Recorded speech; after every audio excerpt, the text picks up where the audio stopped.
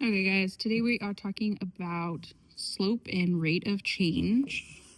We're going to skip that top part like we normally do and kind of introduce you to slope.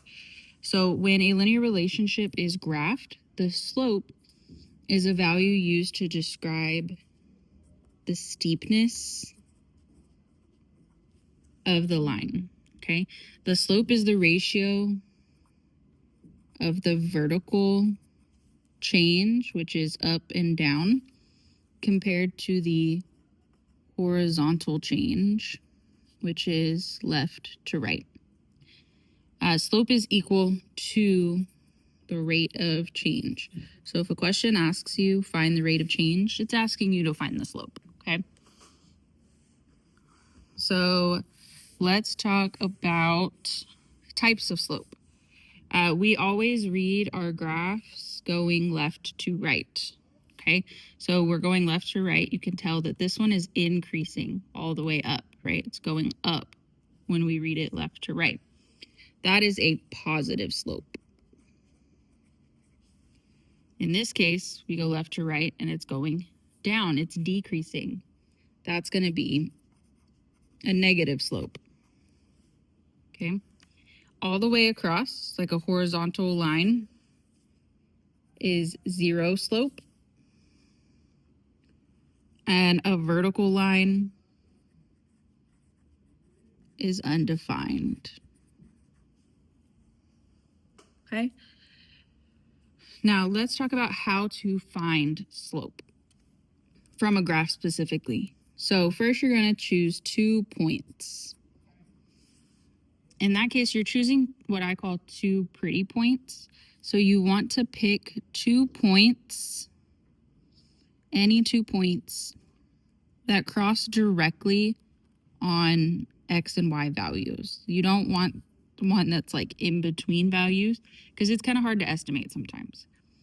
So pick 2 points. You're going to draw a right triangle to count what we call the rise and the run. If you go back up here, the rise and run is the vertical change compared to the horizontal change. So rise is how much it went up or down. Run is how much it went left or right to get from one point to the next. You're also, once you have those numbers, going to set up a ratio of rise over run. Okay, so it's always rise over run. I'm just going to pick these first 2 points right here. So I went up and over to get to it. Okay, you can either go up or down. I do want you to always go to the right. So think about, do I need to go up and to the right or down and to the right to get to the next point? In this case, we go up to the right, up and then to the right to get to the next point. So I'm going to count how much I went up. I went up by 2. I went over by 1. Therefore, my slope is equal to 2. Let me show you a different one. If we picked 2 different points, okay, we went up by 1, 2, 3, 4, and over by 2, which means our slope is still 2. Any 2 points. It does not matter if you picked this one and this one. These two. It's all, if they are on the same line, they are going to equal to 2. The next thing you need to do is double check if the graph is positive or negative. Okay. Let's go to the examples on the back. Okay. So first thing we do is pick 2 points. And then we are going to go up or down and then to the right. So if I were to go up and to the right, there are no other points up here. So in this case, I'm going to go down and to the right. to make my triangle. Remember, it is rise over run. So in this case, I went down 1. How do I represent going down? I'm going to write it as -1. Okay? And then my run would be 2. That is simplified. Therefore, this slope is -1/2.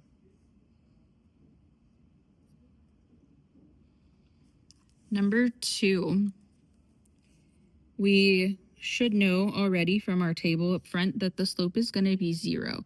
But let me show you why. So remember, rise over run. Rise, we're not going up or down. So that would be 0 over 1, 2, 3, 4, 5. 0 over any number is equal to 0. Okay. We don't have an example, so I'm just going to kind of make one up here at the top. Okay. This is going to be for undefined. So undefined, our rise is 2 for this fake example. And our run is 0 because we're not going left or right any value, right? Can you divide any number by 0? No, you can't. So if you were to actually put this in your calculator, you would get undefined. Like the calculator actually shows you undefined. Okay, let's try one more. Okay, this one we do have to be careful on. So I'm going to draw my triangle. I went up and to the right. Okay, I'm going to count 1, 2. That is actually wrong. Look at what your y values are going up by. We're going up by 3s. So this would be 3, 6. And then these are still going by 1s. So over 1.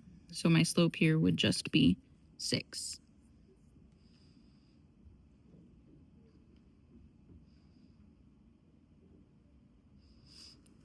Take a second. You can pause the video if you'd like and do 4 through 6 and then come back to check your answers. Okay, now that you finished 4 through 6, we got 3 over 2. My big thing on slope, guys, is to please leave it as a fraction. Improper or not, leave it as a fraction. Just make sure you simplify. This one, some of you may have gotten 1/4 instead of 1/2. That is, again, because our y values are going up by 2s. So you do need to make sure you pay attention to that when you are counting your spaces. Okay, and then this one is negative because we are going down by 4 and then over 3. So let's look at number 7. Luis thinks the slope is 1/2. Explain his mistake. So if I were to pick my points and draw that off the bat, I would assume it's 1/2. But if you actually look, our y-intercept or y-axis is going up by 5s. So 1 here is actually worth 5. Our x-axis is still going up by 1s, so that's over 2. Okay, so his mistake was he just counted the boxes instead of counting the values that it actually holds.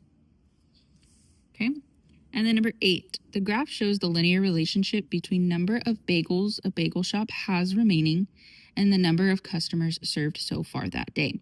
Find the rate of change of bagels remaining with respect to the number of customers served. Rate of change means find the slope. So we're going to pick 2 pretty points and draw our triangle. Yes, I went down 2 boxes, but if you notice, this is actually going up by 25 each time. So 2 boxes would actually be going down by 50. And I say negative because we went down. And over, this is going up by 10s. So it only went over by 10 instead of 1.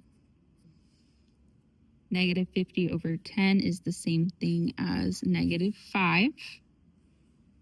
And the context to make sure you understand that is this -5 means that this store, bagel shop, is selling 5 or getting rid of 5 bagels for every 1 customer.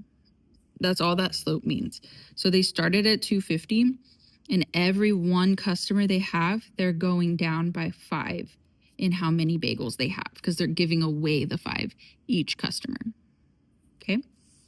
Now you can stop the video, or this is the end of the video, and I want you to work on this back page and complete that for the rest of class. Thank you.